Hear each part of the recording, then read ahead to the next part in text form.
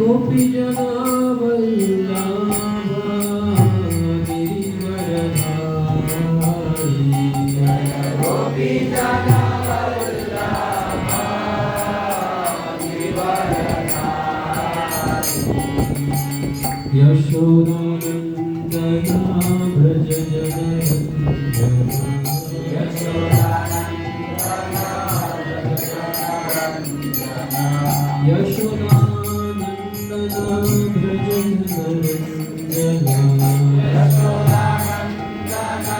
व्रज जनरञ्जना यमुना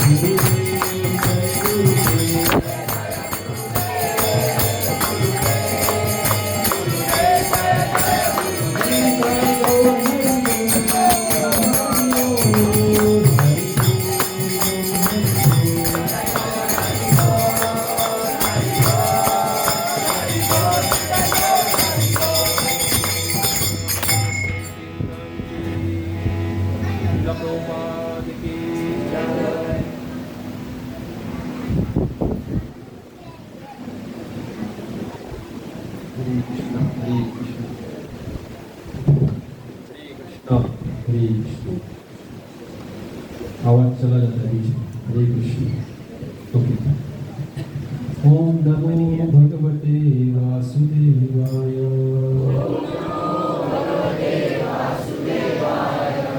नमो भगवते वासुदेवाय।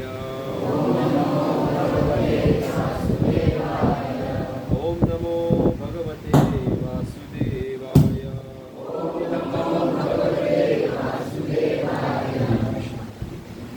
ओम अज्ञानतिमिरन्धस्य ज्ञानाञ्जनशलाकया चक्षुर्मिलितं येन तस्मै श्रीगुरवे नमः। श्रीचैतन्यमनोभीष्टं स्थापितं येन भूतले स्वयं रूपकदामह्यं ददाति स्वपदान्तिकं। वन्देऽहं श्रीगुरो श्रीयुतापदकमलं श्रीगुरुं वैष्णवांश्च श्रीरूपं साग्रजातं सहगणं रघुनाथान्वितं तं सजीवं साद्वैतं सावधूतं परिजनसहितं कृष्णचैतन्यदेवं श्रीराधाकृष्णपादा सहगणा ललिता श्रीविशाखान्वितांश्च। नमः ॐ विष्णुपदाय कृष्णप्रेष्ठाय भूतले श्रीमते भक्तिवेदान्त स्वामिनिति नामिने। नमस्ते सरस्वती देवे गौरवाणी प्रचारिणे निर्विशेष शून्यवादी पाश्चात्यदेशतारिणे। हे कृष्ण करुणा सिन्धु दीनबन्धो जगत्पते गोपेश गोपिका कान्ता नमोस्तुते। तप्त काञ्चन गौराङ्गी राधे वृन्दावनेश्वरी वृषभानुसुते देवी प्रणमामि हरिप्रिये। वाञ्छाकल्पतरुभ्यश्च कृपा सिन्धुभ्येव च पतितानां पावनेभ्यो वैष्णवेभ्यो नमो नमः। जय श्री कृष्ण चैतन्य प्रभु नित्यानन्द श्री अद्वैत हरे कृष्णा कृष्णा कृष्णा हरे हरे हरे राम राम राम हरे हरे। हरे कृष्णा कृष्णा कृष्णा हरे हरे हरे राम राम राम हरे हरे। हरे कृष्णा कृष्णा कृष्णा हरे हरे हरे राम राम राम हरे हरे। हरे कृष्णा। सबसे पहले सभी भक्तों के चरणों में मेरा सादर प्रणाम और मैं वास्को इस्कॉन को बहुत धन्यवाद देना चाहता हूँ क्योंकि उन्होंने मुझे एक अवसर दिया है प्रवचन करने के लिए। तो ये मेरी एक सेवा है, ऐसा नहीं कि मैं कोई बड़ा प्रवचनकार हूँ। और लेक्चर कितने बजे शुरू होता है? 8 बजे। तो अभी हो गया 8:20। तो मुझे माफ़ कीजिए क्योंकि हम गोकुल धाम गए थे और गोकुल धाम के आगे थोड़ा एक आमटी करके गांव है, उधर हमारा कोर्स चल रहा था। तो ऐसे कहा जाता है कि हम अपना जो योजना प्लान बनाते हैं इसको भगवान कभी कभी फेल करते हैं। मैन प्रपोजेस और एंड गॉड डिस्पोजेस, ऐसा एक कहावत है। कल मेरे को जब सूचना मिल गई कि आज मेरे को प्रवचन देना है, तो कल से मैं प्रवचन के लिए तैयारी कर रहा था, मतलब पीपीटी बना रहा था उधर किधर गोकुल धाम जिधर गया था। तो आज सुबह भी मैं पीपीटी करके उधर काम चालू था मेरा। लेकिन जब गोवा पहुंचा तो मेरे को याद आ गया कि जो मेरा पीपीटी किया था वो दूसरे किसी भक्त के लैपटॉप में किया था, तो उधर ही रह गया वो। उसके बाद क्या हो गया कि गोवा जब पहुंचे तब मेरे को याद आ गया,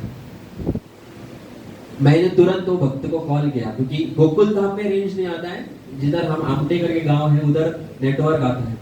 उसको मैंने फोन किया कि प्लीज कुछ तो करके वो मेरे को आप सेंड कीजिए। तो उसने मेरे को व्हाट्सएप पे सेंड किया। व्हाट्सएप पे जब सेंड किया, मैंने व्हाट्सएप से डाउनलोड किया मेरे पेन ड्राइव में।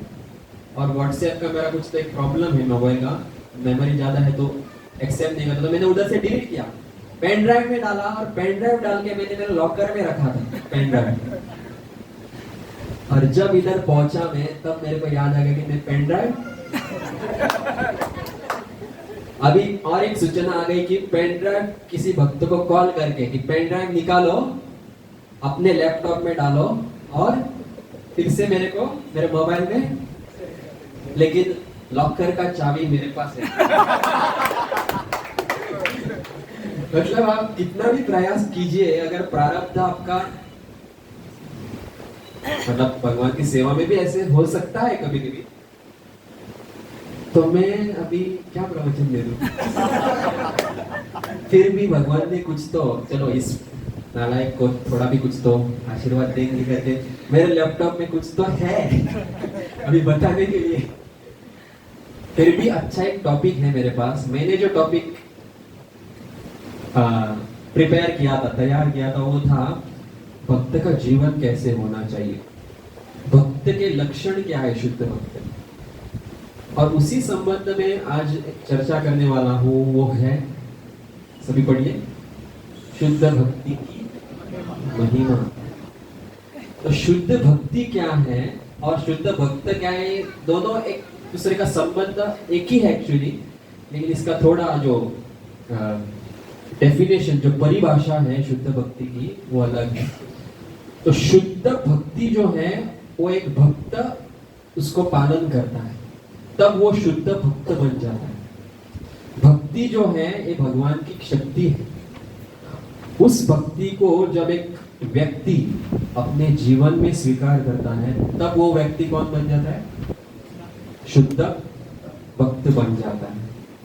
तो इधर जो भी बैठे हुए, जो भी सभी वैष्णव जो है, वैष्णव और वैष्णवी जो है, लगभग 2 साल से 3 साल से 4 साल से 5 साल से, कोई 10 साल से, कोई 15 साल से भक्ति कर रहे हैं। तो क्या कर रहे हैं हम, क्या कर रहे हैं हम, कर क्या रहे हैं हम, क्या कर रहे हैं, भक्ति कर रहे हैं ना। रूप गोस्वामी कहते हैं भक्ति का अर्थ ही है शुद्ध भक्ति। भक्ति का अर्थ क्या है, भक्ति का अर्थ ही है शुद्ध भक्ति। और भक्ति केवल भगवान के संबंध में की जाती है।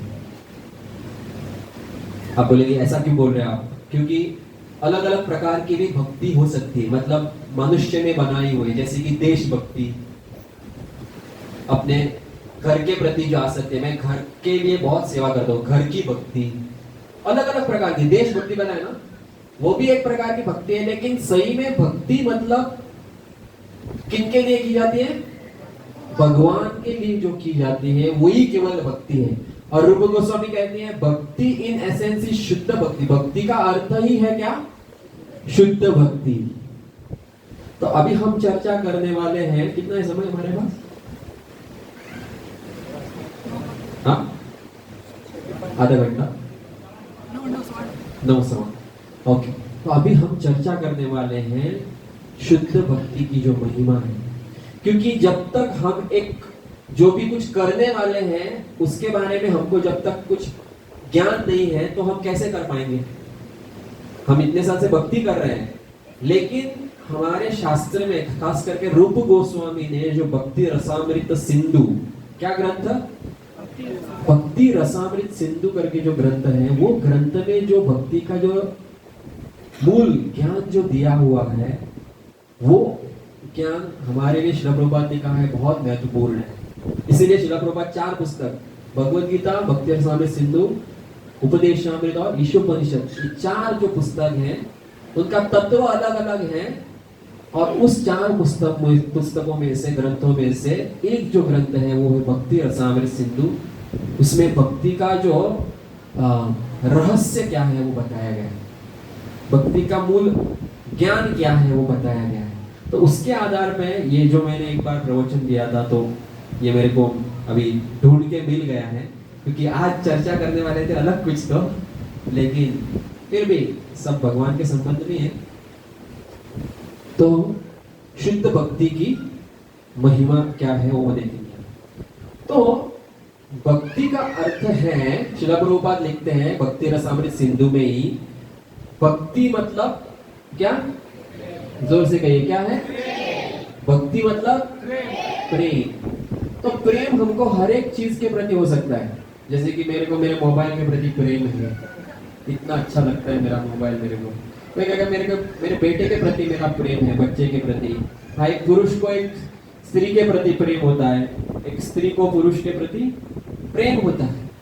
लेकिन ये प्रेम में एक स्तर है, वो केवल भगवान के साथ बनाया जाता है, और वो है प्रेम किस प्रकार उसको हम एक्सप्रेस करते हैं, निस्वार्थ सेवा से। तो भक्ति मतलब प्रेम, और प्रेम समझो, मैं कहता हूँ कि हाँ, मैं ये हमारे कृष्ण अर्जुन प्रभु हैं, उनसे मैं बहुत प्रेम करता हूँ। उनसे मैं क्या करता हूँ, केवल उनसे बात करके, हाँ प्रभु जी मैं आपसे बहुत प्रेम करता हूँ, मैं आपसे बहुत प्रेम करता हूँ, हर दिन यही बोलता हूँ, केवल फोन पे मैं आपसे बहुत प्रेम करता हूँ। हो गया ये प्रेम? हाँ, मेरे हृदय में प्रेम है उनके लिए, लेकिन मैं वो कैसे दिखाऊंगा प्रेम कर रहा हूँ, कैसे दिखाऊंगा मैं प्रेम, प्रेम कैसे दिखाऊंगा, क्या करके? हाँ, सेवा के द्वारा वो प्रेम दिखता है। इसलिए श्रील प्रभुपाद ने इंग्लिश में कहा गया है डिवोशनल सर्विस। क्या? हाँ, केवल इतना नहीं कि डिवोशन, डिवोशनल आगे क्या है, सर्विस मतलब सेवा, और वो सेवा क्या है, उसको एक ये लगाए आगे, क्या है सेवा के आगे क्या है, निस्वार्थ सेवा। तो ये जो सेवा है ये साधारण सेवा नहीं है, क्योंकि मनुष्य का एक स्वभाव ही है, कुछ तो करने वाले हैं हम, और कुछ तो हम कर रहे हैं, तो उसके बाद हमको कुछ तो अपेक्षा रहती है। क्या रहती है? अपेक्षा रहती है। हाँ, हम इस संसार में जो भी कुछ कर रहे हैं वो अपेक्षा से ही कर रहे हैं। अपेक्षा से कर रहे हैं कि नहीं? समझो, जो भी इधर नौकरी के लिए जा रहे हैं, आप ऐसे कह रहे हैं कि हाँ बॉस आप मेरे को सैलरी मत दे दो, मैं हर दिन काम के लिए आऊंगा, आप सैलरी अपने लिए रखो। ये सब कहते हैं क्या? नहीं, क्यों? काम के लिए जा रहे हैं, क्यों? उससे हमको कुछ तो लाभ मिलेगा, लक्ष्मी मिल जाएगी।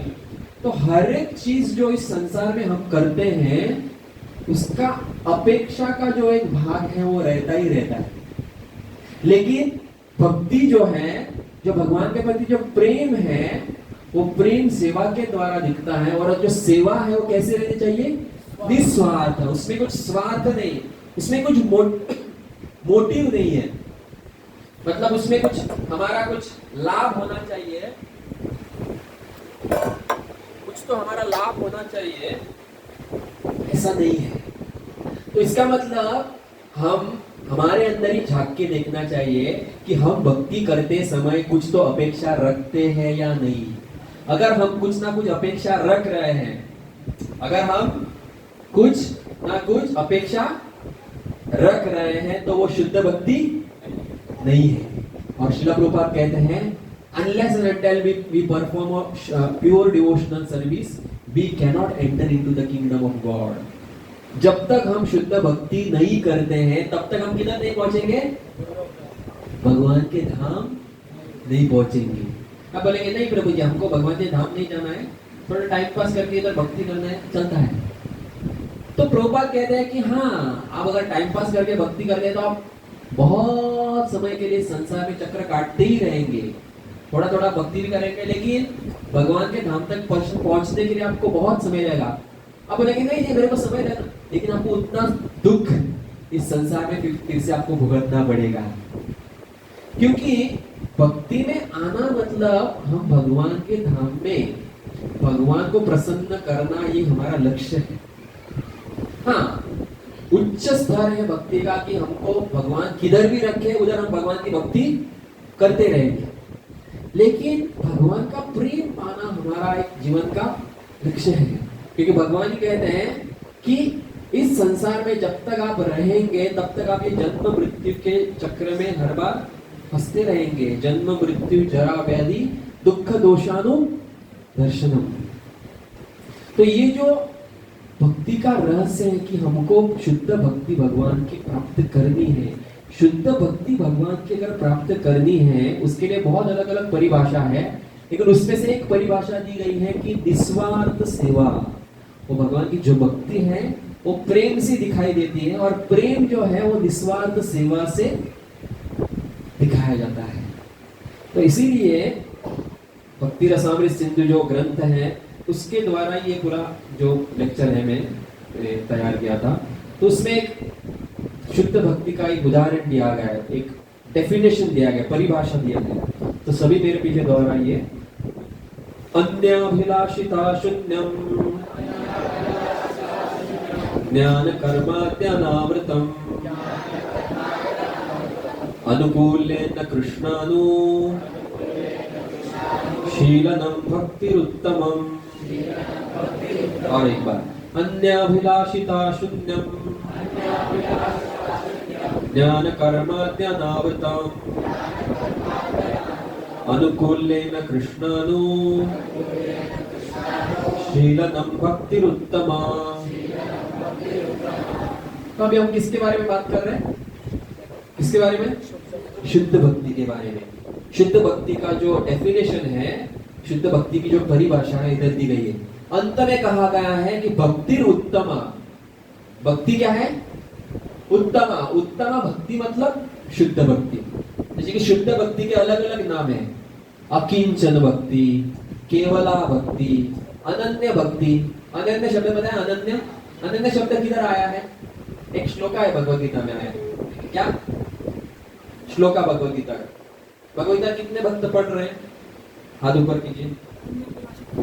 हाँ, अन्य अभिलाषिता ये है ना, अनन्य। अनन्य शब्द, अनन्य चिंतयन्तो मां ये जन परि उपासते तेषां नित्य भुक्ताना योगक्षेमम, ऐसा बोलते। लेकिन शब्द क्या है? अनन्य चिंतन।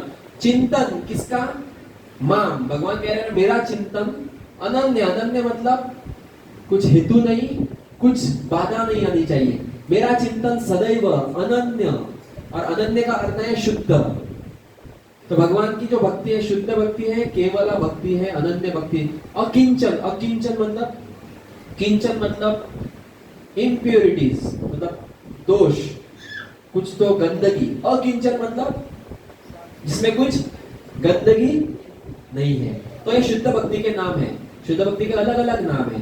फिर और एक नाम है शुद्ध भक्ति का, क्या है? अंत में शब्द है क्या? उत्तमा। उत्तमा ये भक्ति, शुद्ध भक्ति का और एक नाम है उत्तमा भक्ति। तो उत्तमा भक्ति मतलब क्या है? ऊपर बताया गया, अन्याभिलाषिता शून्यम। शून्य मतलब क्या? जीरो, शून्य। अन्य अभिलाषिता मतलब भक्ति करते समय हमारी जो इच्छा है वो इच्छाओं को क्या करना है? हमको जीरो करना है। भगवान की भक्ति कर रहे हैं, भगवान का नाम जप कर रहे हैं, हरे कृष्णा कृष्णा कृष्णा मन में चला। हाँ भगवान एक गाड़ी दे दो, एक घर दे दो, हरे कृष्णा कृष्णा। हाँ घर में टीवी दे, हाँ टीवी चाहिए। तो कुछ तो चाहिए, जो इच्छा है वो इच्छा सभी क्या होनी चाहिए? क्या होनी चाहिए? शून्य होनी चाहिए। जीरो, डिजायर जीरो करना है हमको। इच्छा क्या करनी है? जीरो। और हमारी भक्ति जो है ज्ञान कर्माति अनावृतम, अनावृत आवृत मतलब ढकना। हमारी भक्ति ज्ञान और कर्म, कौन से ज्ञान और कर्म? भक्ति के बारे में ज्ञान और कर्म नहीं, ऐसा ज्ञान और ऐसा कर्म जो हमको भगवान से विमुख करता है। जैसे कि ऐसे इस संसार में हर एक व्यक्ति कर्म से रहित है, कर्म करता है किसके लिए? कुछ तो प्राप्त करने के लिए। हाँ, और ज्ञान, थोड़े लोग ज्ञान प्राप्त करते हैं किसके लिए? हाँ, मेरे को इस संसार में सब कुछ जानना है, हाँ मेरे को ज्ञानी बनना है।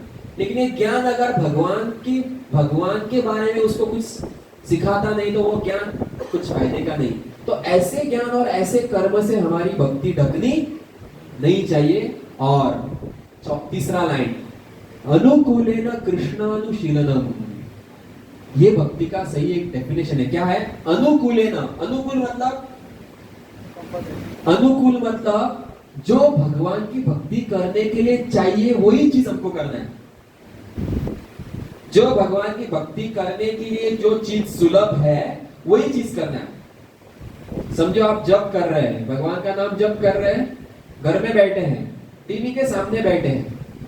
ये जो स्थिति है टीवी के सामने बैठ के जप करना, ये अनुकूल स्थिति है या प्रतिकूल है? प्रतिकूल है या अनुकूल है? प्रतिकूल है। क्यों? आपका ध्यान उधर जा रहा है, हम नाम भगवान का ले रहे हैं, तो ये स्थिति जो है इन अनफेवरेबल है। इस स्थिति में आप जप नहीं कर सकते, लेकिन हम कर रहे हैं ना, हम करते हैं कि नहीं? मोबाइल के साथ जपा करना, हाँ अलग अलग प्रकार के जपा होते हैं, आपको अलग अलग प्रकार। एक कोई तो माता जी किचन में जपा कर रही थी, फीडबैक की कढ़ाई में ही गिर गया कढ़ाई में ही गिर गया फीडबैक। ऐसे अलग अलग प्रकार के जप होते हैं। बातें करते समय मतलब, हाँ फोन पे व्हाट्सएप पे मतलब जपा कर रहे हो, भगवान को आप व्हाट्सएप कर रहे हैं, हाँ अलग अलग प्रकार के। तो ये स्थिति है हमको क्या है? प्रतिकूल स्थिति है। अनुकूल स्थिति क्या है? भगवान के विग्रहों के सामने बैठ के जप करना, ये अनुकूल स्थिति है। हाँ, कौन से संग में है वो आप जप कर रहे हैं, अनुकूल या प्रतिकूल, वो हमको देखना है। अनुकूल है ना, कृष्ण अनुशीलनम, क्या लिखा गया है? कृष्ण अनुशीलनम। आपको बोरिंग हो रहा है? मतलब थोड़ा दिमाग दर्द तो नहीं हो रहा है ना? क्योंकि ऐसा लग रहा है कि हम पढ़ रहे हैं कुछ तो ना, मतलब बोलेंगे प्रभु जी हम तो बहुत 15 साल पहले पढ़ाई कर रहे थे, अब फिर से हमको कुछ सिखा रहे हैं। देखो, जब तक हम शास्त्र को ठीक से नहीं जानने का कोशिश करेंगे ना, तब तक हम शुद्ध भक्ति नहीं कर पाएंगे। हाँ मतलब क्या है, हमको अच्छा लगता है कि कुछ लीला अगर कोई सुनाता है तो हमको अच्छा लगता है, लेकिन क्या है कभी कभी तत्व सिद्धांत भी हमको जानना चाहिए। सिद्धांत बोलिया चित्ते ना कर आलस। चैतन्य महाप्रभु कहते हैं कि सिद्धांत समझने के लिए हमको आलस नहीं करना चाहिए, फिलॉसॉफी। तो इधर बताया गया कि कृष्ण अनुशीलनम। अनुशीलनम मतलब हर समय पे, हर मोमेंट, हर एक क्षण पे हमारा भक्ति चालू ही रहना चाहिए। समझ में आ रहा है? भक्ति कैसा है? पार्ट टाइम नहीं है कि सुबह सोनामाला हो गया, चलो आज भक्ति हो गया, अभी दूसरा कार्य करेंगे। भक्ति मतलब क्या है? भक्ति इज अ कंटिन्यूअस प्रोसेस। अनुशीलनम, अनुशीलनम मतलब कंटिन्यूअस है। ऐसा नहीं कि चलो हम कुछ तो एक श्रीमद् भागवतम पढ़ चुके हैं हम, हाँ चलो हमारा एक भक्ति का अंग खत्म हो गया, ऐसा नहीं। भक्ति मतलब कंटिन्यूअस प्रोसेस। कब तक है वो भक्ति? अभी नारद मुनि, प्रहलाद महाराज, संत तुकाराम, श्रील प्रभुपाद, अभी प्रेम मतलब भगवान को उन्होंने प्राप्त करके भगवान के साथ ही है। अभी उनका भक्ति स्टॉप हो गया क्या? अभी उनका भक्ति बंद हो गया? भक्ति इज नेवर एंडिंग प्रोसेस। इसलिए श्रील प्रभुपाद कहते हैं ना कि चैंटिंग करके, श्रील प्रभुपाद को पूछा कि चैंटिंग करके हमको क्या मिलेगा? जपा करके क्या मिलेगा हमको? जपा करके क्या मिलेगा हमको? हम भगवान के धाम जाएंगे और उधर जाके क्या करेंगे? उधर जाके भी हम भगवान का जप ही करेंगे, मतलब उधर जाके भी हम भगवान की भक्ति करेंगे, क्योंकि भक्ति करना ही एक रुचि है। ऐसा नहीं कि उस दिन परम पूज्य भक्ति बृहद भागवत स्वामी महाराज आए थे ना, तो उन्होंने क्या बताया कि ऐसा नहीं कि जप करके हमको रुचि मिलेगा और रुचि मिलके चलो हो गया, कुछ तो प्राप्त किया, ऐसा नहीं। जप करना ही मतलब क्या है? रुचि है। जब ही मतलब क्या है? रुचि है। ये जो कोई समझता है वो सही एक भक्ति कर सकता है कि जब मतलब ही रुचि है, भक्ति करना ही मतलब रुचि है, और भक्ति ही मतलब सब कुछ है। आप भक्ति कर रहे हैं मतलब आप भगवान के साथ हैं। आप भक्ति कर रहे हैं मतलब आप भगवत धाम ऑलरेडी पहुंच गए हैं। केवल आपको वो जो चेतना है वो बदलनी है।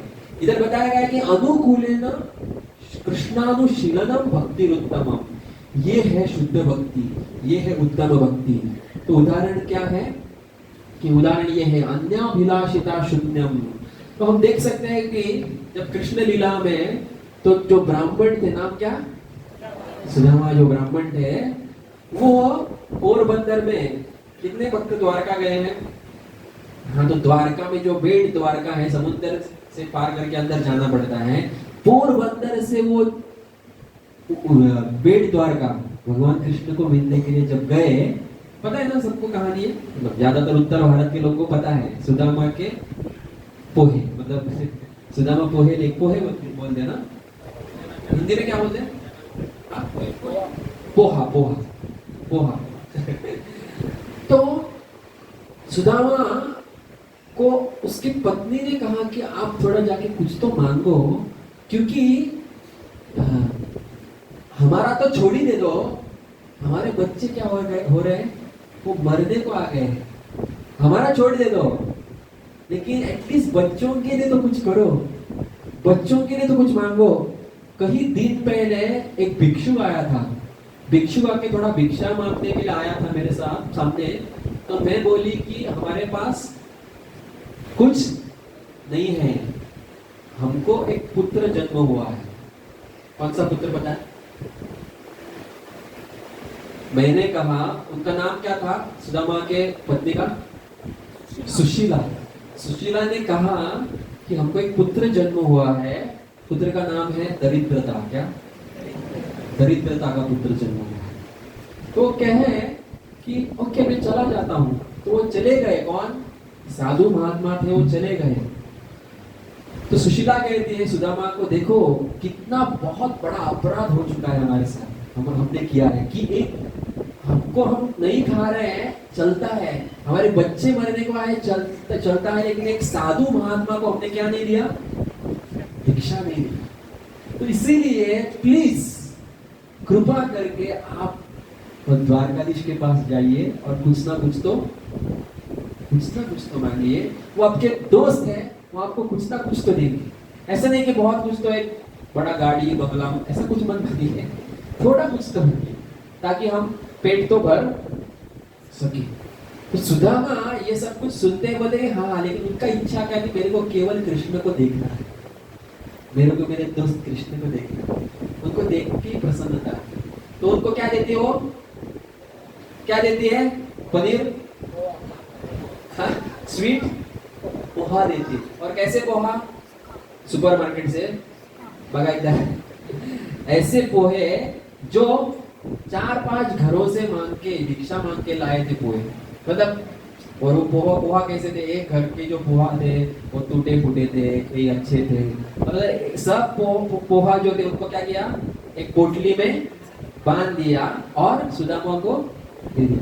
सुदामा जब द्वारकाधीश के पास जब जा रहे थे, भगवान के पास जब जा रहे थे, और रास्ते में सोच रहे थे कि किस प्रकार में मेरे द्वारकाधीश के साथ में किस प्रकार आनंद का मैं आदान प्रदान करूंगा, ये सोच रहे थे, किस प्रकार मैं उनको संतुष्ट करूंगा। इधर क्या लिखा है ऊपर? अन्याभिलाषिता, कुछ इच्छा नहीं थी सुदामा को, कुछ इच्छा नहीं थी। उनको पता था कि द्वारकाधीश मतलब भगवान है, वो छोड़ ही दे दो, लेकिन वो कौन है? वो कौन है? कौन है? राजा है, राजा।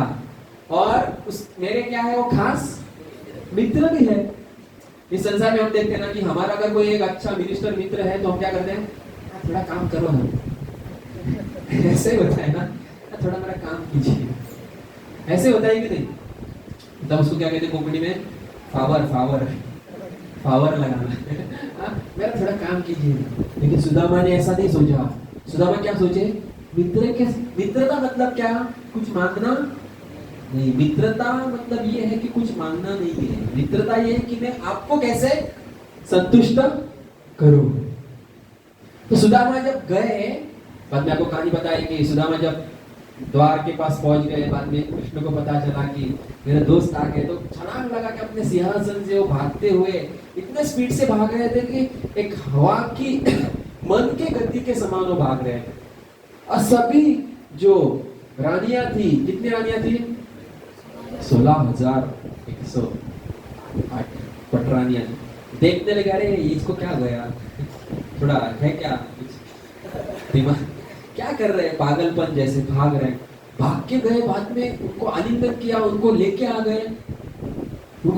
गए, और ऐसे नहीं कि साइड में किधर बिठाया, अपने सिंहासन पे बिठाया, जिधर सत्यभामा रुक्मिणी भी नहीं बैठती, उधर बिठाया। किसको? सुदामा को। जब सुदामा को सिंहासन पे बिठाया, तब रुक्मिणी को पता चला कि ये कोई साधारण व्यक्ति नहीं है।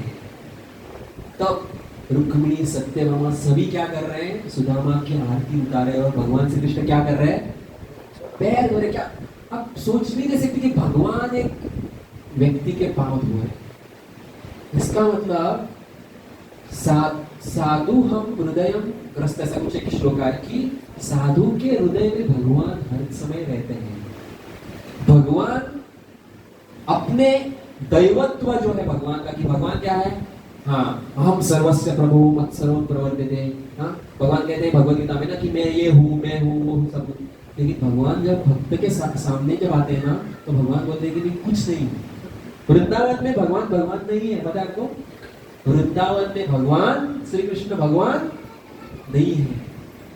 वृंदावन में भगवान केवल एक भक्त के हाथ में एक जस्ट बेबी डॉल, मतलब एक कठपुतली है ना, उस समान है।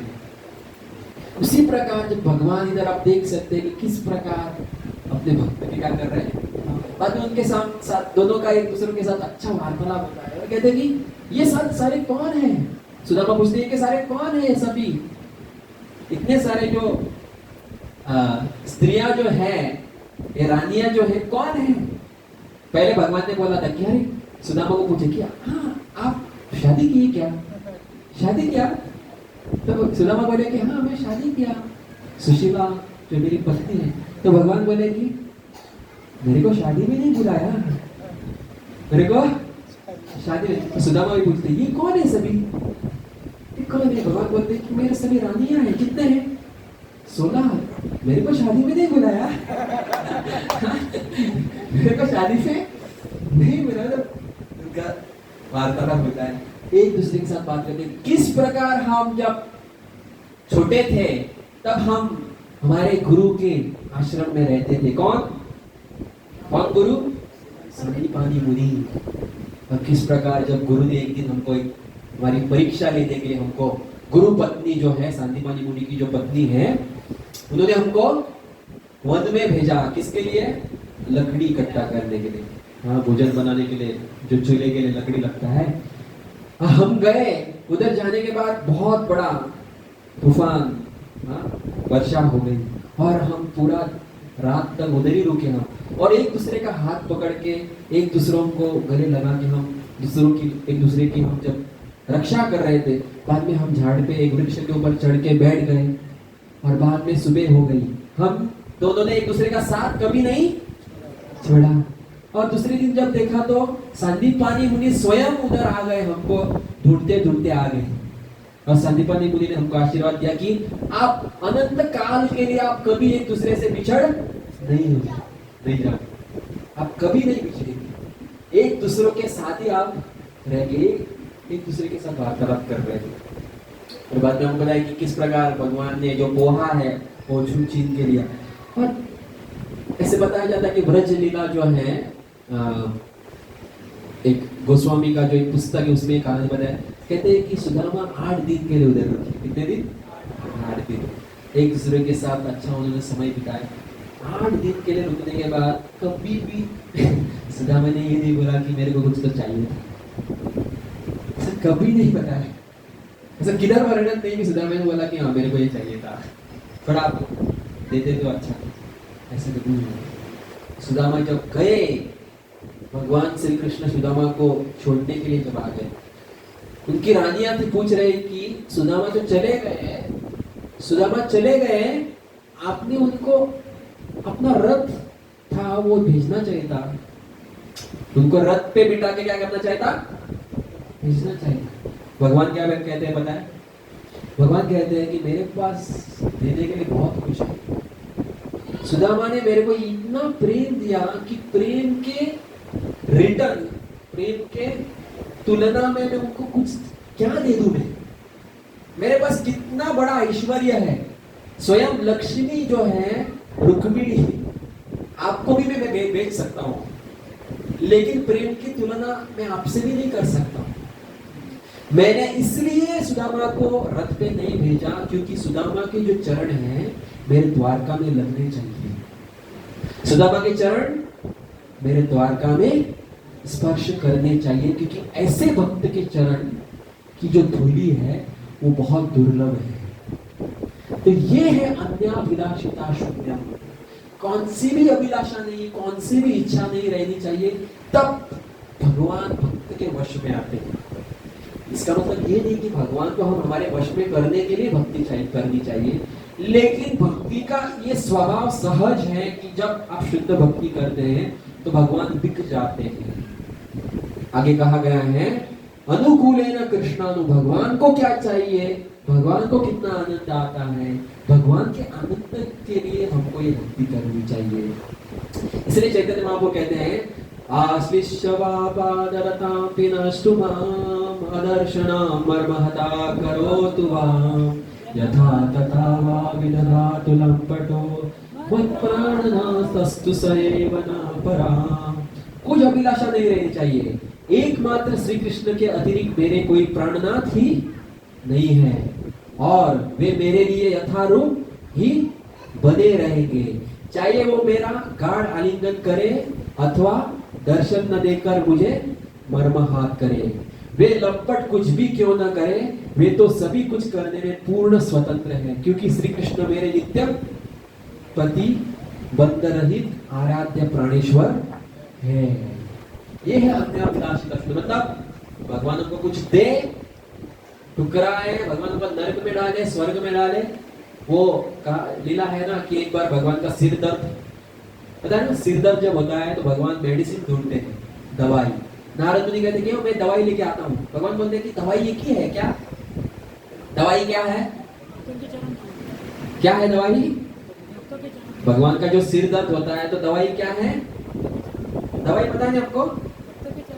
भक्तों के चरण देते भगवान, सॉरी, नारद मुनि से ढूंढते जाते हैं, कोई नहीं देता है। नारद मुनि कहते हैं हाँ भगवान का सिर दर्द हो रहा है तो उसको थोड़ा दवाई चाहिए, आपकी चरण को कौन सा भी भक्त नहीं देता। लास्ट में किधर पहुंच जाते हो? वृंदावन पहुंच जाते हैं। हरे गोपी भगवान कृष्ण के विरह में रो रहे थे कि हमारे कृष्ण किधर गए, कृष्ण किधर। तो नारद मुझे लगता है कि चलो इनके पास जाके थोड़ा देखेंगे। नारद मुझे जाते बोलते कि कृष्ण का क्या हो रहा है, सर दर्द हो रहा है, थोड़ा आपके पास गोली है क्या, फिक्स एक्शन, जो भी गोली है। बोलते कि कुछ गोली काम नहीं कर रहा, एक ही दवाई है क्या? उन्होंने आपके चरण की धूली मांगी है। तो तुरंत उनको इतना आनंद आता है कि अगर कृष्ण के सिर का दर्द हमारे धूली से, चरण के धूली से अगर चला जाता है तो तुरंत उन्होंने क्या किया, अपना धूली का चरण का धूली क्या किया, पैक करके नारद मुनि को दे दिया। नारद मुनि कहते हैं कि अरे आपको डर नहीं है क्या?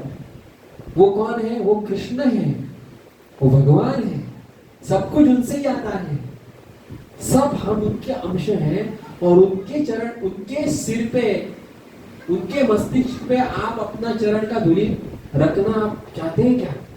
तो क्या कहते हैं, क्या कहते हैं वो, क्या कहते हैं वो? नरक में जाना पड़ा तो भी चलता है। अगर हमको नरक में जाना पड़ा तो भी चलता है, स्वर्ग में जाना पड़ा, इधर भी जाना अगर हमको है तो हम एक्सेप्ट करते हैं, स्वीकार करते हैं, क्योंकि उनका सिर का दर्द क्या हो जाएगा, अगर ठीक हो जाएगा ना तो हम अनंत काल के लिए नरक में वास करने के लिए रेडी है। मतलब भगवान की संतुष्टि के लिए क्या करना है तो वो हमको स्वीकार करना है। उसी को कहते हैं अन्याभिलाषिता शून्यम अनुकूलेन कृष्णानुगी, भगवान को क्या अच्छा लगता है।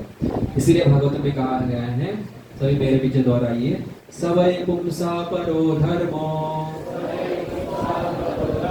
यतो भक्तिरधोक्षजे अहेतुकै अपीति हता ययात्मा सुप्रसिद्धति। संपूर्ण मानवता का के लिए परम वृत्ति धर्म वही है जिसके द्वारा सारे मनुष्य दिव्य भगवान की प्रेमा भक्ति प्राप्त कर सके। कि हमारा सबसे परम धर्म क्या है कि भगवान की प्रेमा भक्ति प्राप्त करिए। और प्रेमा भक्ति करने के लिए अभी हमने देखा क्या क्या करना पड़ेगा, हमको क्या करना पड़ेगा। सबसे पहले निस्वार्थ सेवा, लेकिन अन्याभिलाषिता मतलब इच्छाएं क्या शून्य करनी पड़ेगी। अगर इच्छा से हम भक्ति कर रहे हैं कि मेरे को कुछ मिलेगा, हाँ तो आप कर सकते हैं, कर भी रहे हैं। हम कितने साल से हम वही कर रहे हैं ना, कितने साल से वही कर रहे हैं हम, मैं भी वही कर रहा है। ऐसा नहीं कि हम ब्रह्मचारी, मतलब कुछ ना कुछ तो होते रहता है कि हाँ मेरे को ये मिलेगा वो मिलेगा, मेरे को नाम मिलेगा, ये भी इच्छा ही है। वो भी क्या है, इच्छा ही है। लेकिन इच्छा रहित, बिना इच्छा के जो भक्ति है, अनुशीलनम कंटिन्यूअस, हर क्षण पे जो भक्ति है और बिना इच्छा की, वो है शुद्ध भक्ति है। ऐसी भक्ति अकारण तथा अखंड होनी चाहिए जिससे आत्मा पूर्ण रूप से संतुष्ट तुष्ट हो सके। तो बताएं, ऐसी भक्ति अकारण तथा अखंड, इधर शब्द आया है दूसरे लाइन में, आप देखिए, अहेतुकी अप्रतिहता। क्या क्या है, अहेतुकी अप्रतिहता, दो शब्द है वो। जैसे कि इधर लिखा गया है मैंने कि अहेतुकी मतलब, अहेतु मतलब हेतु, हेतु पता है आपको, हेतु, हेतु मतलब कुछ तो मोटिव, कुछ तो कारण। मैं भक्ति कर रहा हूं, समझो मैं काम के लिए जा रहा हूं, हेतु क्या है, हेतु क्या है, पैसा, वो हेतु है ना। तो मंदिर में समझो आ रहा है, हेतु क्या है, हाँ बहुत अच्छा पनीर बनाते हैं उधर, बहुत अच्छा प्रसाद मिलता है, ये तो भगवान का प्रसाद है, भक्ति है। लेकिन सबसे बड़ा हेतु यह है कि भगवान तेरे को देख के प्रसन्न हो जाएंगे, इसलिए मंदिर जाना चाहिए। ये सबसे बड़ा हेतु है ना, कि मेरे को मंदिर में क्यों जाना चाहिए, कि भगवान का दृश्य मेरे ऊपर पड़े तो मेरा जो अनर्थ है वो निकल जाएगा। लेकिन उससे भी अच्छा क्या है कि भगवान प्रसन्न हो जाएंगे, कि अरे चलो ये आ गए, ये सही है। लेकिन हेतु अगर अलग कुछ कुछ है, हाँ प्रसाद लेना सही है, और जो भी कुछ कुछ है वो सही है, लेकिन सबसे बड़ा हेतु क्या है कि भगवान प्रसन्न हो जाएंगे। मेरे को भक्ति क्यों करनी है, मेरे को नाम जप क्यों करना है, भगवान का नाम किस लिए लेना है, किस लिए नहीं लेना है, भगवान प्रसन्न हो जाते हैं। मेरे को प्रसन्नता मिलती है नहीं मिलती ये बात की बात है, लेकिन भगवान प्रसन्न हो जाते हैं। इसलिए कहा गया यस्मिन तुष्टे जगत तुष्ट, मतलब भगवान जब तुष्ट हो जाएंगे तो ऑटोमेटिकली जगत भी तुष्ट हो जाएगा। आज जगत तुष्ट क्यों नहीं है, ये पूरा संसार भाग रहा है सुख के पीछे, क्यों भाग रहा है, कि भगवान को छोड़ के सुख प्राप्त करना चाहते हैं ना हर एक व्यक्ति। भगवान को जब हम खुश करने का प्रयास करेंगे तो ऑटोमेटिकली हम खुश हो जाएंगे। सेपरेटली हमको सुख प्राप्त करने का जरूरत नहीं है एक्चुअली, क्योंकि भगवान जब संतुष्ट हो, अभी ये जो भक्त हो गए हैं इनके पास क्या है, क्या है इनके पास, जॉब है, पैसा है, घर है। लेकिन बाद में जब वो घर पहुंचे, द्वारका से जब पोरबंदर पहुंचे तो क्या देखा उन्होंने, क्या बना, क्या था उधर,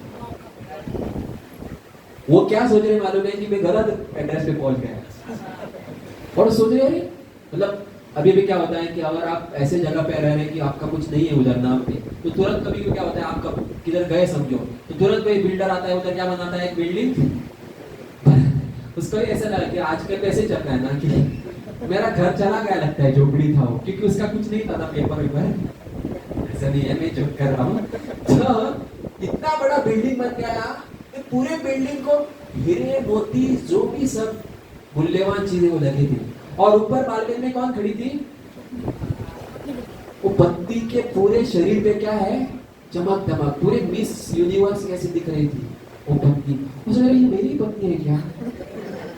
और पता नहीं, हाँ देखो देखो हम ही है, अच्छा अच्छा अच्छा जितने पुत्र है आपके पुत्र है। और बोले अच्छे सुदामा बोले कि मेरे को उधर नहीं रहना है। मेरे को क्या, अगर ये धन के पीछे में भागता रह गया तो असली धन मेरे को, वो जो फल वाली थी ना, फल बेचने आई थी, बताया मथुरा से वो गोकुल आ गई थी फल बेचते हुए।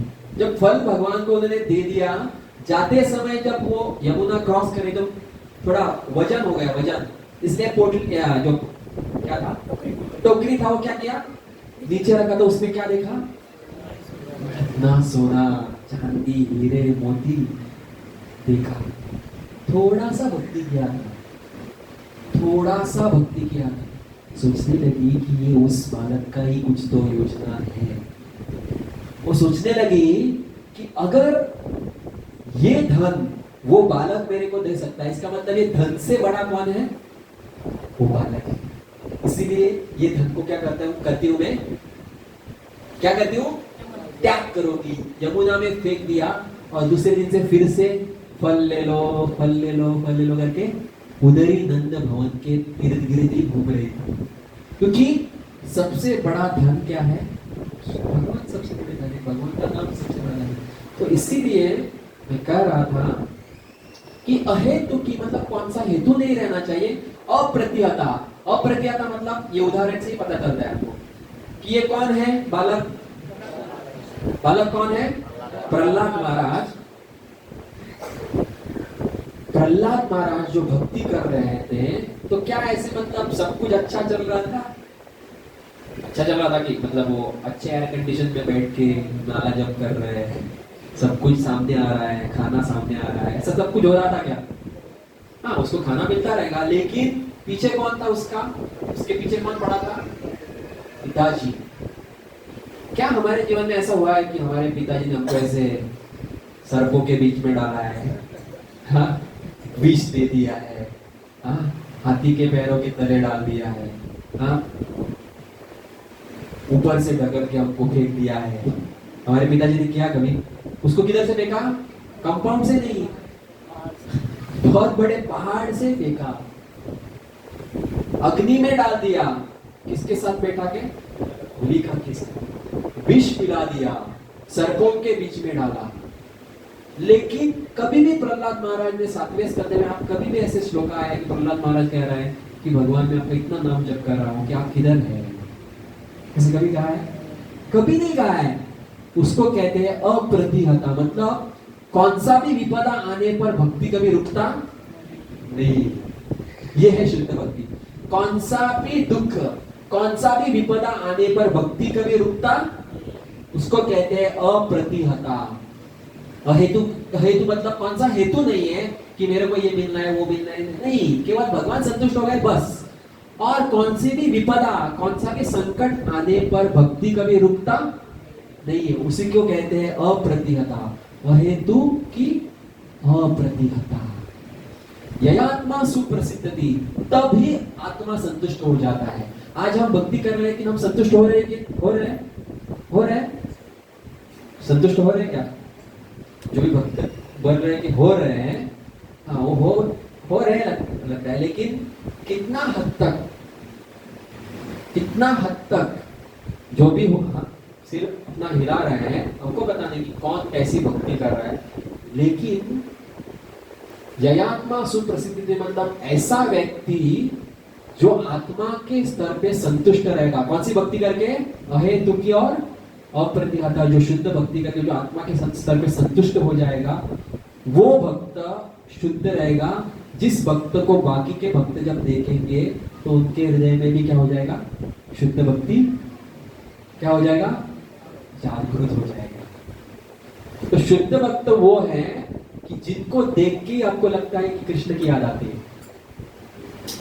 जब शिला प्रभुपाद अमेरिका जब गए, शिला प्रभुपाद, आज ही हम चर्चा कर रहे थे, आज जो हमारा लेक्चर चल रहा, चर्चा कर रहे थे कि शिला प्रभुपाद जब अमेरिका गए, तो अमेरिका में जब शिला प्रभुपाद ने जब प्रचार शुरुआत किया, तो शिला प्रभुपाद को एक टैक्सी वाले ने पूछा, क्या पूछा कि Swami what miracle do you have? क्योंकि उस समय पे बहुत सारे साधु पाश्चात्य देश में जाते थे और कई ऐसे साधु जाते थे और आते थे, कुछ करते थे आते थे, लेकिन स्वामी शिला प्रभुपाद जब गए तो उन्होंने इतना परिवर्तन किया। क्या किया? जो हिपीज थे उनको क्या बनाया? हैप्पीज बनाया, हैप्पी बनाया, खुश बनाया। तो शिला प्रभुपाद को जब पूछा कि आपके पास क्या शक्ति है, क्या आपके पास सिद्धि है, क्या जादू है, शिला प्रभुपाद क्या बोले? क्या बोले? कि मेरे पास, शिला प्रभुपाद ने बताया कि मेरे पास एक शक्ति है कि आप मेरे सामने कितना भी भोग विलास सामने अगर रखेंगे, शिला प्रभुपाद ने खास करके ऐसे कहा कि मेरे सामने आप क्यों ऐसे क्यों कहा मालूम है? क्योंकि शिला प्रभुपाद जब लेक्चर दे रहे थे, प्रवचन करते थे, तो उनके सामने कौन बैठते थे पता है? कौन बैठते थे? दारू, ये सब सिगरेट पीने वाले बैठते थे। इतना ही नहीं, नंगे औरतें बैठते थे। एक लेक्चर ऐसा था कि हयाग्रीव प्रभु बताते हैं, शिला प्रभुपाद के जो फर्स्ट डिसाइपल है हयाग्रीव प्रभु, शिला प्रभुपाद ऐसे बैठे हैं और शिला प्रभुपाद के 1 मीटर सामने ही एक औरत बैठी है, उसके शरीर के ऊपर कुछ वस्त्र ही नहीं है। आप कल्पना भी नहीं कर सकते कि सामने एक औरत बैठी है, उसके शरीर पे वस्त्र ही कुछ वस्त्र नहीं है, और शिला प्रभुपाद लेक्चर दे रहे हैं। ये है शुद्ध भक्ति के लक्षण। हम ये दिखावा भी नहीं कर सकते। शिला प्रभुपाद ने कहा, वो टैक्सी ड्राइवर से प्रश्न बाद में कभी पूछा था कि I have this mistake power, कि मेरे पास ये शक्ति है क्या कि मैंने हिपीज को क्या बनाया? हैप्पीज बनाया, और आप मेरे सामने कितना भी भोग विलास सामने लाके रखेंगे तो मैं विचलित नहीं होगा, मैं विचलित नहीं होगा। हमारे सामने डेंजरस जो चीज छोड़ी दे दो, हमारे पास पनीर स्वीट आने पर भी हम क्या होते हैं? विचलित होते हैं कि नहीं? अभी लेक्चर चले, बोले कि ये टकला कब लेक्चर खत्म करेगा, अभी नीचे प्रसाद हमारे अभी विचलित हो गए, तो हम कैसे कह सकते हैं कि हम शुद्ध भक्ति कर रहे हैं? हाँ, जो भी है उनका स्तर अलग अलग रहेगा, लेकिन शुद्ध भक्ति का डेफिनेशन ही हमको पता नहीं, तो हम शुद्ध भक्ति कब किए? कब किए? हमको थोड़ा आभास हो सकता है कि हम कभी तो माना किए, तो थोड़ा सा कभी हमको अच्छा लगा, ये भगवान देते हैं कभी, लेकिन शुद्ध भक्ति का डेफिनेशन ही पता नहीं हमको, तो हम शुद्ध भक्ति कैसे किए? तो इसीलिए शुद्ध भक्ति कैसे की जाती है, एक सिंपल उदाहरण शिला प्रभुपाद श्रीमद् भागवतम के तात्पर्य लिखते हैं। वो श्लोक है, सत्ताम प्रसंगम मोवीर संविदो भवन्ति रत्किरण रसायन कथा तज्जोषणा दक्षर्ण पवर्ग वर्तमानी श्रद्धा रतिर भक्ति अनुक्रम क्रमिष्यन्ति। शुद्ध भक्तों की संगति में श्रीमद् भागवतम की लीलाओं तथा उनके कार्यकलापों की चर्चा कान तथा हृदय को अत्यधिक रोचक एवं प्रसन्न करने वाली होती है। तो शुद्ध भक्ति कैसी की जाती है? शुद्ध भक्तों के संगति में कृष्ण की लीलाओं तथा उनके कार्यकलापों को सुनते हैं। ऐसे ज्ञान के अनुशीलन में, अनुशीलन फिर से शब्द आया, अनुशीलन मतलब सतत। अनुशीलन मतलब क्या? शुद्ध भक्ति मतलब वो भक्ति जो सतत की जाती है। इसीलिए शिला प्रभुपाद कहते हैं कि भक्ति इज नॉट अ ऑप्शन। भक्ति एक ऑप्शन नहीं, ऑप्शन का ये क्या है हिंदी में? पर्याय। भक्ति एक पर्याय नहीं है, भक्ति एक जीवन ही है। जैसे कि संस्कृति है, संस्कृति मतलब भक्ति एक संस्कृति है। इस प्रकार संस्कृत जो शब्द है ना, संस्कृत क्या है? संस्कृत भाषा है। संस्कृत क्या है? तो संस्कृत भाषा स्कूलों में आज क्या है पता है? क्या सब्जेक्ट है? सब्जेक्ट क्या है वो? ऑप्शनल सब्जेक्ट है ना। जिस प्रकार संस्कृत सब्जेक्ट जो है वो ऑप्शनल बना है, उसी प्रकार हमारी संस्कृति भी आज क्या बन चुकी है? ऑप्शनल बन चुकी है। कि मेरा जीवन जो है, जो पैसे का जीवन, घर का, पत्नी, ये सब वो मेन है, और भक्ति क्या है? टाइम मिला तो मंदिर में जाएंगे, थोड़ा समय मिलता है तो 2 माला करेंगे, थोड़ा समय मिला तो भगवतम पढ़ेंगे, थोड़ा समय मिला तो श्रीमद् भगवद गीता पढ़ेंगे। ऐसा नहीं है। इस प्रकार मनुष्य के लिए सांस क्या है, श्वास क्या है, वो जीवन है। श्वास बंद करेंगे तो क्या हो जाएगा, जीवन भी बंद हो जाएगा, है ना। कोरोना में सब किसके लिए भाग रहे थे, ऑक्सीजन सिलेंडर के लिए ना। अगर आप किसी कोरोना में अगर किसी को श्वास नहीं मिला है उसको आप देख, हाँ देखो आपको 1 करोड़ लेके देता हूँ, चाहिए आपको, वो क्या बोलेगा कि मेरे को क्या चाहिए, ऑक्सीजन चाहिए। इसका मतलब जीवन के लिए क्या है, जिस प्रकार श्वास लेने के लिए वो ऑक्सीजन इंपॉर्टेंट है, उसी प्रकार एक आत्मा के लिए भगवान का जो प्रेम है वही उसको संतुष्ट कर सकता है। और वो अभी हम फिर से हमको क्या करना है, नित्य सिद्ध कृष्ण प्रेम साध्य गुणाए श्रवण आदि शुद्ध चित्त करो उदय। ये जो नित्य प्रेम जो है हमारे हृदय में, आत्मा का जो, आत्मा के लिए जो खाना है, प्रेम है, नित्य सिद्ध है, ऑलरेडी है हमारे हृदय में। कैसे निकाला जाता है, श्रवण, भक्तों के, शुद्ध भक्तों के साथ भगवान के लीलाओं का, कार्यकलापों का श्रवण करके अनुशीलन में मनुष्य धीरे धीरे मोक्ष मार्ग में अग्रसर, मोक्ष मतलब भगवान का प्रेम, तत्पश्चात मुक्त हो जाता है और उसका आकर्षण स्थित हो जाता है। शुद्ध भक्ति करना मतलब भगवान के प्रति आकर्षण स्थित करना। कितने हम इधर भक्त हैं केवल भगवान के बारे में ही सोचते हैं, सोचते हैं क्या भगवान के बारे में ही सोचते हैं, केवल नहीं। एक शुद्ध भक्त जो है केवल भगवान के बारे में सोचता, मतलब जो भी उसको दिखता है वो क्या, भगवान ही दिखता है। तब असली समर्पण तथा भक्ति योग का शुभारंभ होता है। मतलब शुभारंभ कब होता है भक्ति का, जब शुद्ध भक्ति क्या है वो हम समझेंगे, उसके बाद उसको बहुत दीर्घ समय के लिए उसको हम करेंगे और जिस दिन हमको भगवान का स्मरण दीर्घ समय के लिए चलता ही रहेगा, तब क्या हो जाता है, शुद्ध भक्ति का शुभारंभ हो जाता है। तब है असली समर्पण, तब उसी को कहते हैं क्या, आत्मसमर्पण। तब है एक्चुअली वो शुद्ध भक्ति। और एक कहानी कह के मैं समाप्त कर रहा हूँ, क्योंकि उसके आगे भी बहुत है, लेकिन समय की अभाव से हम, तो ये कौन है बताइए। हाँ, सूरदास नहीं है, ये है उत्तर भारत के संत, गुजरात। हाँ, कौन, नरसिंह मेहता। कौन पता है, नरसिंह मेहता सुना है ना, सुने। नरसिंह मेहता की जो जीवन है, इतना सुंदर उनकी लीला है कि भगवान की जो उत्तम भक्त थे। तो भक्ति उत्तम शुद्ध भक्ति क्या है, उनके जीवन से हमको समझ में आती है कि एक ऐसी कथा है कि जब नरसिंह मेहता जब भजन करते रहते थे, हाँ भगवान का, और भजन जब करते थे इतने मग्न हो जाते थे उनको पता ही नहीं कि इर्द गिर्द उनको क्या चल रहा है। पत्नी उनकी उनको डांटती थी, जिस प्रकार संत तुकाराम के जीवन में भी जो उनकी पत्नी उसको हर दिन डांटती है ना, क्या क्या वो जो काले काले भूत, हाँ विठल को क्या कहते थे, काले भूत के पीछे आप है। उसी प्रकार उनकी जो पत्नी वो कहती क्या वो कृष्ण कृष्ण हरि करके, हाँ वो क्या देंगे आपको, तो वो कहते थे कि हमको वो सब कुछ देंगे। एक दिन ऐसे आता है कि ये भजन कर रहे थे, पत्नी आके कहती कि देखो हमारी जो पुत्री है, लड़की है, वो बड़ी बड़ी हो चुकी है, उनकी अभी क्या करनी है, पुत्री बड़ी हुई क्या करते हैं, शादी करते हैं। तो शादी करनी है, ओके, ओ क्या वो ये क्या कहते हैं, शादी कौन करेंगे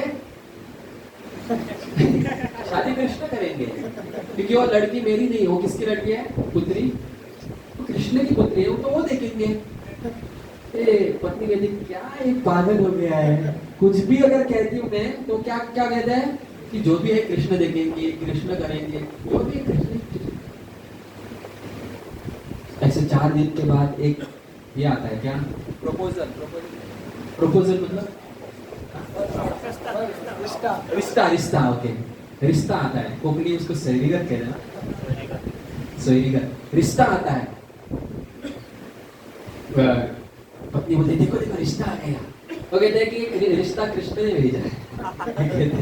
बाद में रिश्ता जब होता है, रिश्ता उनका ये हो जाता है, मतलब फिक्स हो जाता है, और वो कहती है कि देखो हो गया अभी सब।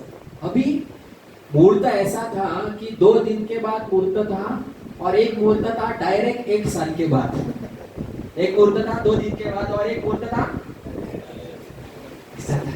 तो कहते कि देखो 1 साल के रुके तो बीच में कुछ भी हो गया तो फिर से क्या हो जाएगा, रिश्ता टूट जाएगा।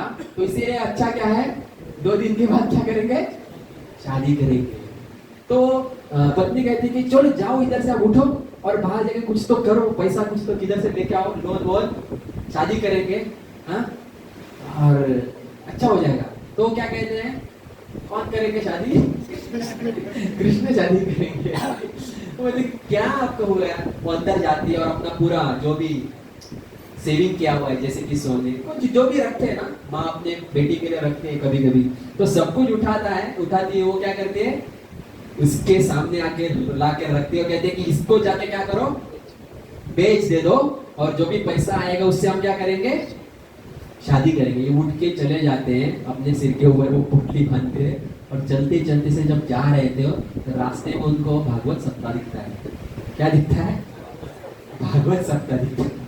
भागवत सप्ताह जब दिखता है क्या हो जाता है, ये किधर बैठते हैं जाके, नेचुरली भगवान के प्रति आकर्षण इतना है कि तुरंत जाते हैं, और वो जैसे कि आप बैठे ना भागवत सप्ताह में जाके बैठते हैं।